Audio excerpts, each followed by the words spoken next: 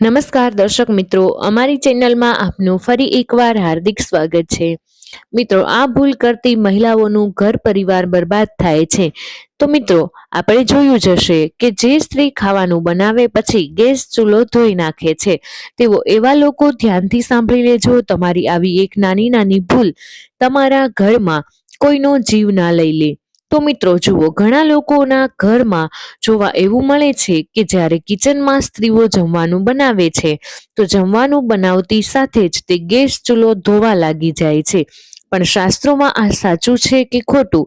આજના આ વિડીયોમાં આપણે એ જ ચર્ચા કરીશું. મિત્રો જુઓ, શાસ્ત્રોમાં તો એ પણ લખ્યું છે કે આખરે આ વિડીયોમાં જે ખાસ માહિતી આપણે તમને આપવાના છીએ, તો આ માહિતી ગરુડ પુરાણના આધારે હશે. અને મિત્રો, આપણા હિન્દુ સનાતન ધર્મમાં કહેવાયું છે કે ગરુડ પુરાણ એ સામાન્ય ગ્રંથ નથી. આ પુરાણમાં આપણા જીવન સાથે જોડાયેલી બધી જ નાની વાતો, નાની ક્રિયાઓનું વિસ્તારથી જ્ઞાન મળે છે. મિત્રો, દરેક ઘરનું સૌથી પવિત્ર અને સૌથી મુખ્ય સ્થાન એટલે રસોઈ ઘર. એ પણ રસોઈ ઘરમાં જે ચૂલો હોય છે એ પણ ઘરની સુખ શાંતિ પર સીધો અસર કરે છે. એટલે કે ઘરની સુખ શાંતિ, વાસ્તુ, પિતૃ એ બધી જ વસ્તુઓ સાથે તેનો સીધો સંબંધ રાખે છે. આ પ્રવચનમાં આપણે જાણીશું કે ખાવાનું બનાવ્યા પછી ગેસ ચૂલો ધોવો જોઈએ કે નહીં, કયા દિવસે ચૂલો ધોવો જોઈએ અને ચૂલાની સફાઈ કેવી રીતે કરવી જોઈએ. તો આપણે જાણીશું. તો મિત્રો, ઘરનો ચૂલો હંમેશા પવિત્ર રહે. તો ચાલો મિત્રો, વિડીયોની શરૂઆત કરીએ. તેના ફાયદા માટે એક મહત્વની માહિતી. મિત્રો, આપણા શાસ્ત્ર કહે છે કે ઘરનો ચૂલો હોય કે ગેસ ચૂલો માત્ર ખાવાનું બનાવવાની વસ્તુ નથી, પણ એ તમારા આખા પરિવારની સમૃદ્ધિ, આરોગ્ય અને માનસિક શાંતિનો મૂળ આધાર હોય છે. તે ઘરના અગ્નિકુંડ જેવો હોય છે, જ્યાં દેવતાઓનો વાસ મનાય છે. આમ સમજો કે રસોઈ ઘર અને ખાસ કરીને ગેસ ચૂલો ઘરનું સૌથી પવિત્ર સ્થાન મનાય છે. તમે બધાએ તો વાંચ્યું જ હશે કે ગેસ ચૂલાનો સીધો સંબંધ અગ્નિદેવ સાથે હોય છે.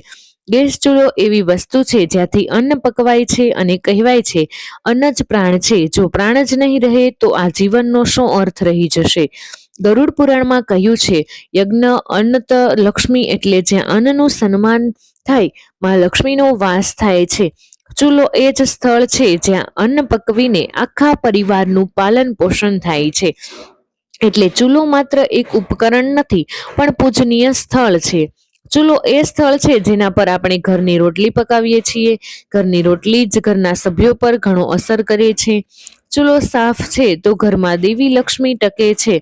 ચૂલો ગંદો પડેલો છે, તૂટેલો છે કે કાળો પડી ગયો હોય તો અન્નની અશુદ્ધિથી બીમારી, કલેશ, ધનની કમી અને સ્ત્રીના જીવનમાં દુઃખ આવે છે.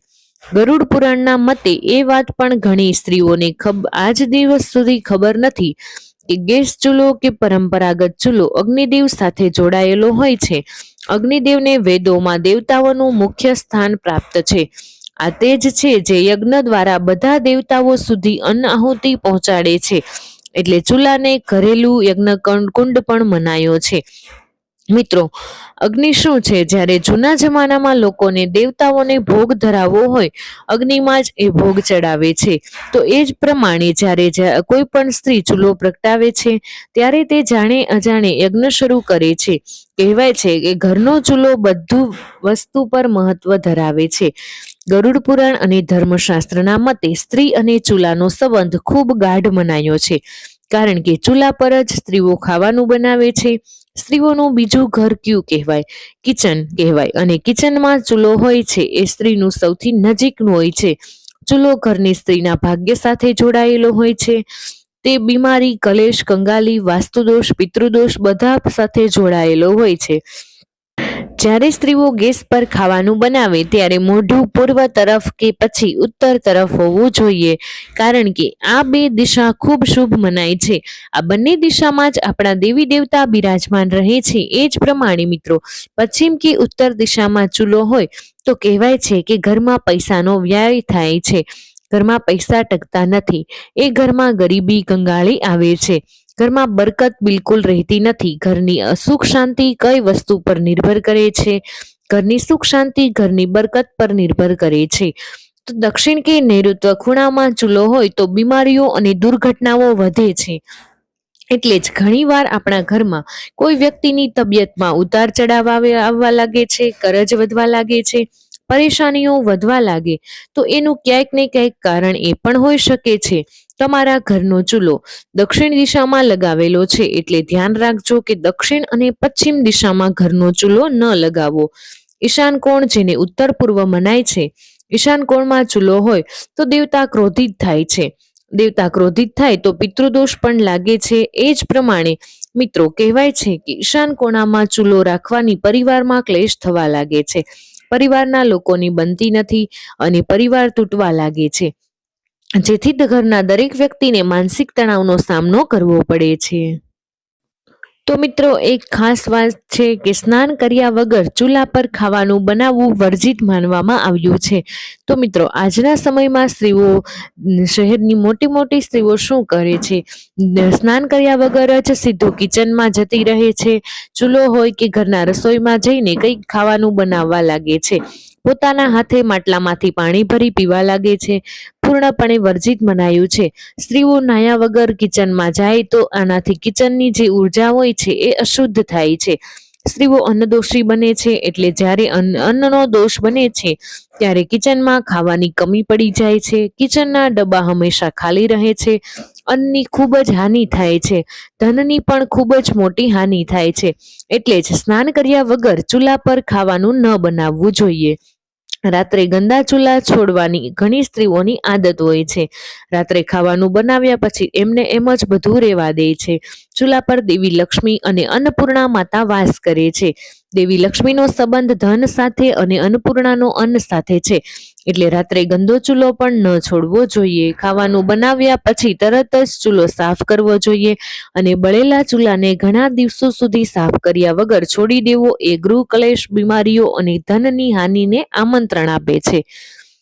મિત્રો મહિનો સુધી ઘરની સ્ત્રીઓ ચૂલો સાફ નથી કરતી, કારણ કે કામ કરવામાં ઘણી સ્ત્રીઓને આળસ આવે છે. કોઈ જોબ વાળી હોય છે સ્ત્રીઓ, એને સમય મળતો નથી. કોઈ સ્ત્રી સફાઈ કરવામાં રસ નથી દાખવતી.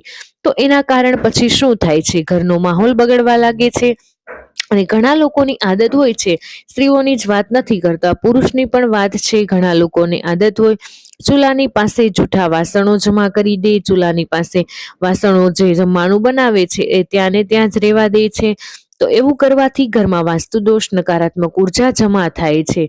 તો ચૂલા ઉપર અને ચૂલાની આસપાસ ખાલી વાસણો પણ ન રાખવા જોઈએ. ચૂલાની ઉપર સામાન રાખો એ ડબ્બા વાસણો કે ઉર્જાનો પ્રવાહ રૂંધાઈ જાય છે, કામમાં અડચણો આવે છે. આવું કરવાથી સ્ત્રીઓ ખાસ ધ્યાન આપે કે જ્યારે એમને સામાન રાખવાની જગ્યા ક્યાંય મળતી નથી તો ચૂલાની ઉપર ઠાસી દે છે, જે સંપૂર્ણપણે ખોટું મનાય છે. ચૂલા સાથે જોડાયેલા કેટલાય આધ્યાત્મિક નિયમો પણ હોય છે. ચૂલાને દિવસમાં એકવાર સવારે કે સાંજે કોઈ પણ સમયે ગાયત્રી મંત્ર કે ઓમ નમઃ બોલીને પ્રગટાવવું જોઈએ, કારણ કે ચૂલો ખૂબ જ પવિત્ર વસ્તુ છે અને પૂજનીય છે. ઘણીવાર જ્યારે લોકો ઘરમાં નવો ચૂલો લાવે છે ત્યારે ચૂલાના વપરાશ પહેલા ચૂલા પર સ્વસ્તિક બનાવે, કંકુ, કુમકુમ, ગુલાબ, અક્ષત ચડાવે છે, ગાયત્રી મંત્ર બોલે છે. તો રસોઈમાં અન્નપૂર્ણા અને દેવીનું સ્મરણ કરીને જ ભોજન બનાવવું જોઈએ મિત્રો. અને ચૂલાને હંમેશા સાફ રાખવો જોઈએ. ભોજન બનાવ્યા પછી તરત જ તેને સાફ કરવો જોઈએ. તો મિત્રો વિડીયો પસંદ આવ્યો હોય તો વિડીયોને એક લાઈક કરી દેજો. તમારા બધા જ મિત્રો સાથે વિડીયોને શેર કરી અમારી ચેનલને સબસ્ક્રાઇબ કરવાનું ભૂલશો નહીં. કમેન્ટ બોક્સમાં જય માં લક્ષ્મી અવશ્ય લખી દેજો અને તમારા બધા જ મિત્રો સાથે વિડીયોને શેર કરવાનું ભૂલશો નહીં.